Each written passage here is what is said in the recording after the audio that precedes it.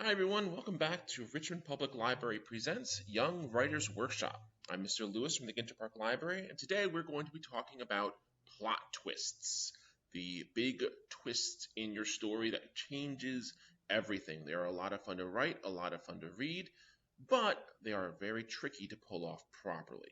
So, in this video, we're going to be covering what a plot twist is. It's a sudden, significant, and unexpected change or reveal to the reader. All right, and this can be a twist for characters or just for the reader. All right, so maybe the characters in your story already know about the twist, but it has not been revealed to the reader yet. All right, this is a method of telling your story where you only reveal certain information at certain times in your story. All right, so the twist can be for everybody or just for the reader. All right, the twist can be plot relevant or just character relevant. Maybe the plot twist involves a certain character or a certain situation, but it doesn't have as big of an impact on the plot as a whole. Or it could be a major plot twist. All right, when we say plot twist, we generally mean for the entire plot, but it can also refer to smaller twists that involve just like characters or side plots. All right, we're going to talk about how to set up your plot twist, including talking about foreshadowing. We'll talk about actually pulling off the twist with the big reveal. And we'll talk about what to do after you have done your twist, because the story doesn't end at the twist. You have to know what to do afterwards. All right, so let's get started with it. So first, let's talk about the setup. In order for any twist to properly work in a story, you have to properly set it up. And the way we do this is a literary device called foreshadowing. And foreshadowing is very simply just including clues in your story that hint at later developments. All right. You can have foreshadowing for things that are not like big twists, but in order to have a proper twist, you need to have proper foreshadowing because the twist can't come out of nowhere. If you have a twist that comes out of absolutely nowhere, then the reader might be surprised, but not in the way that you want. The reader is going to be shocked. The reader is going to feel betrayed and cheated because you are suddenly changing the story without any buildup or any clue to the reader that it's going to happen. The reader needs to have an understanding that it's there. It doesn't have to be obvious. In fact, it shouldn't be obvious. But the clues have to be there because if they're not, the audience will feel cheated. All right. So you have to make sure that you have enough of these clues put in throughout your story. Now, a clue can be something like a comment. It can be showing a location that will become important later on, a character that will become important later on. All right. You have to set them up. It's like in a mystery story. If you have a mystery story where the bad guy, the criminal, whatever it is somebody that we as the reader have not met early in the story, then we as the reader will feel cheated. Because the whole point of a mystery story is that we, the reader, are trying to solve the mystery along with the protagonist of the story, right? But in any kind of story where there's a twist, the same rules apply. You have to show at least a little bit of what is going to come. All right? Because after the twist has happened, the reader should be able to go back and see how all those clues fit together. You want the reader to go back to your story and find those little clues and say, aha, this is what that was referring to. Here is that moment. I didn't realize it at the time, but it's clear from this little hint that that twist was coming. All right? Because that will give the reader significantly more satisfaction than if that twist just comes out of nowhere. All right? And remember, it's not just what you do show, but it's also what you don't show. What you include in your storytelling, what you include in your descriptions really matters. We talked about this in previous videos before, but what you include is important, but you do not include. The things that you purposely leave out can also be a clue. All right? So keep that in mind. And it's tough. It's a delicate balance in order to properly set up a big twist. All right? What you include, what you don't include. All right? How much, how many clues. And the problem is you're never going to get it perfect. That's just a simple fact. Because you will always find people who will always guess what the twist is, regardless of how many clues you have, and there will be people who will never be able to understand the twist, regardless of how many clues you have. All right, there are just too many different kinds of readers to not have that happen. You're never going to please everybody. So be aware of that going in and just do the best you can. Try to find that balance. All right. And it's okay if people guess, because here's the one thing about that. Even if somebody guesses correctly what the twist is, they still have to continue to read to find out if they are right. And a lot of times, a reader gets more satisfaction out of correctly guessing or seeing the twist coming than if the twist just comes out of nowhere. All right. So all in all, proper setup is key. Use foreshadowing, give the hints, give the clues. Don't be too obvious, but have something there.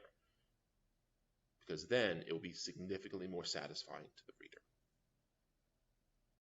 So next let's talk about the big reveal. All right. You've put in your clues, you've set up your twist, and now it's time. All right. This is when the twist actually happens in the story. All right.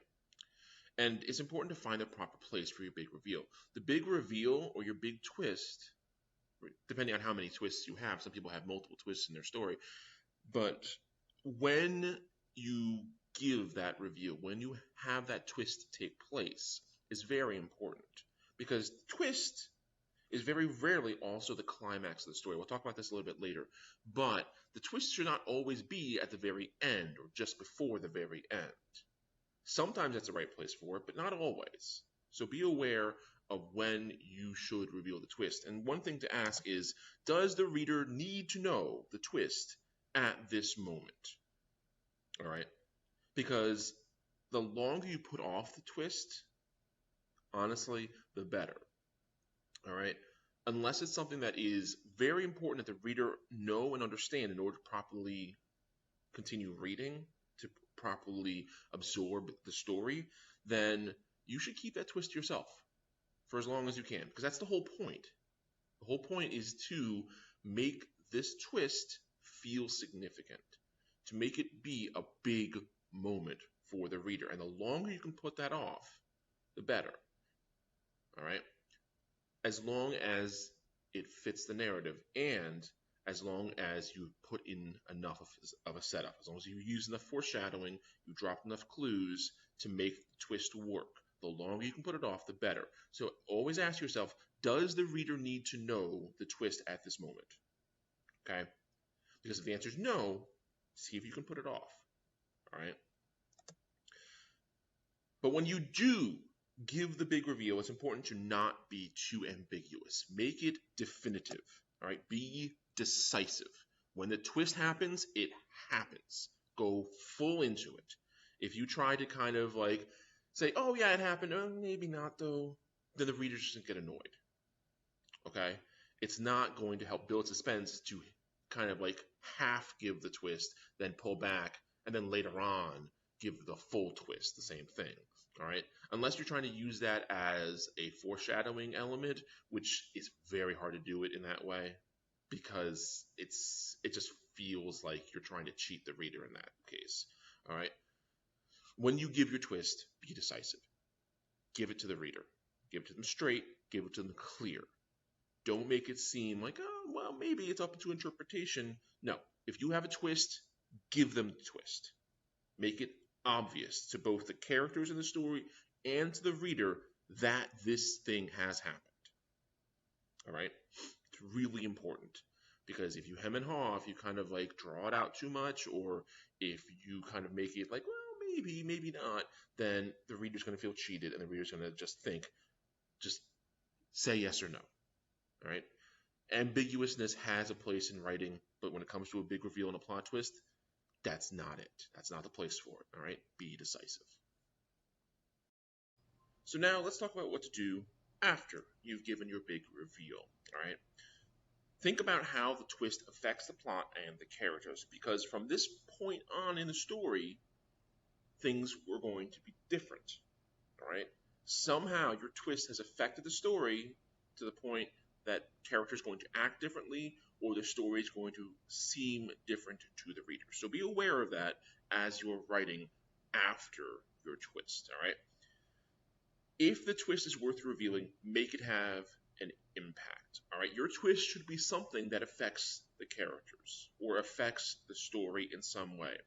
If your twist is meaningless, if your twist does not affect something in your story in a significant way, then it's not really worth having as a twist. All right?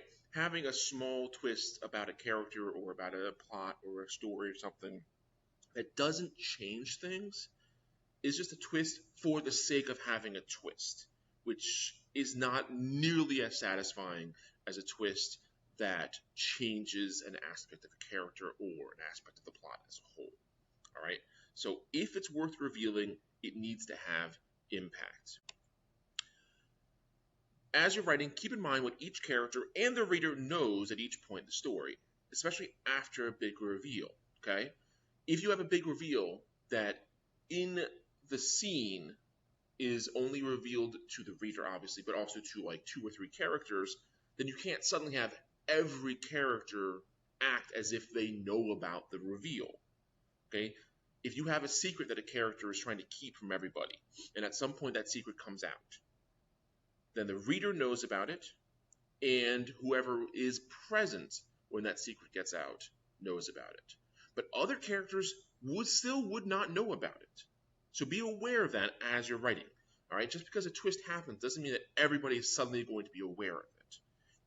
Think about what each character knows as you are writing the story, because sometimes a reader might know something, but a character does not. All right, so keep that in mind as you're writing. All right, also, this is really important because it's easy to get wrong. Be aware of how the twist affects the climax of your story. The twist is very rarely the climax of your story. It's not that big moment. Usually the twist happens a little before, occasionally after, but unless your story is like a special mystery story or something similar to that, the twist is not going to be the climax of your story.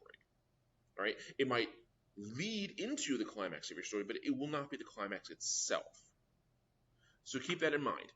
If you have a twist that overshadows the climax of your story, then it honestly might be better to move that twist back further or to rewrite the climax, because the climax should be the peak of the reader's emotions, right? When they are the most excited, the most scared, the most enthusiastic, all right? The saddest, whatever it is, whatever emotion you're going for, the climax is when that emotion should be at its highest point. So if your twist exceeds the climax, then you have officially undercut your own climax, in which case the climax of your story will be underwhelming and not achieve the purpose of the climax, right? So keep that in mind when you're writing your twist and think about how it will affect the end of your story, okay? You don't want to undercut the impact of the climax with a distracting twist, all right? Make sure the twist makes sense. Make sure that it builds to the climax, doesn't undercut it, it builds to it, and make sure that it's in the right place, okay? And keep in mind who knows about the twist and how it changes the way the reader sees things and how the actual characters in your story see things as well. So lastly, let's talk about some things you can do with twists and building up to twists. And specifically, I'm going to be talking about red herrings and double twists. These are literary devices that a lot of people, a lot of authors will use when they are planning out their novels. All right. So first of all, what is a red herring? A red herring is a clue that's meant to throw off the reader. All right. If you have a mystery story where there are multiple suspects, each suspect, except for the one who is the actual perpetrator, is a red herring. They're meant to throw off the reader. The reader is supposed to think maybe it's this person, maybe it's that person. So, but you don't know which one is a red herring until the very end when the twist is revealed, all right, or the mystery is solved in that case. But if you're using foreshadowing as a twist, you're going to want to sprinkle in some clues that actually aren't connected to the big twist, right?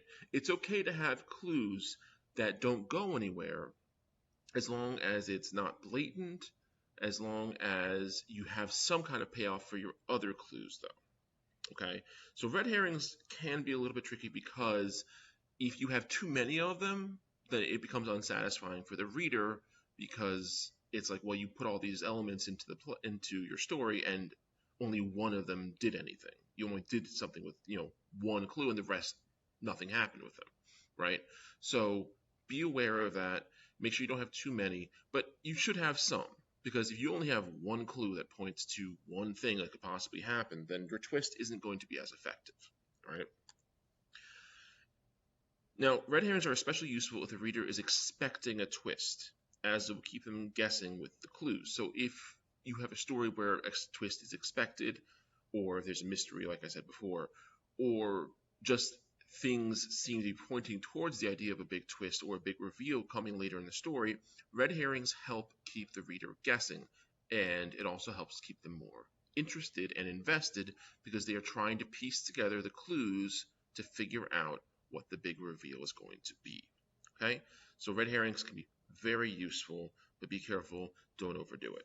All right, double twists are when you have a second twist after the first twist that either undoes the first twist or overshadows it. All right, you can have multiple twists or multiple reveals in a story, but a double twist is when you kind of like double back on the initial twist. All right, a double twist is, it can be very tricky to do a double twist. And honestly, I don't generally recommend doing a double twist because if you pull them off badly, then you just annoy the reader because it's like, well, you may be invested in this story, in this plot line, in this big reveal, and then you just completely undid it with this. So what was the point of all that? Does that make sense?